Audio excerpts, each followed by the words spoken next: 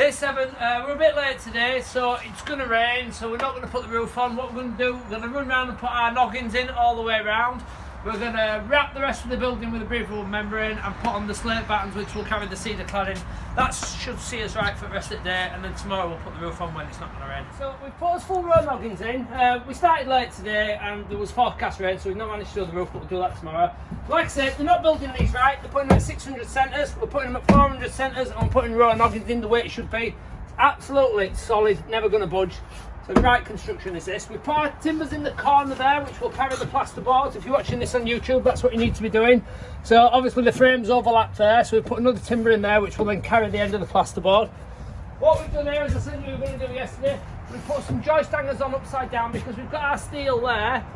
There's nothing really to fix these joist hangers to, these roof timbers. So we've dropped the joist hangers upside down and we've nailed them into that timber, which in turn is tacked into the screw, bolted into the screw, which in turn is tacked into the frame. So that roof is never going to go, no matter what the wind's like. Outside, we've fully wrapped it in a breathable membrane, which allows the building to breathe but doesn't allow any moisture in. We've double slate lighted it, which again allows airflow behind the cedar, which will prevent it from ever rotting or condensating up. So we're all good to go now.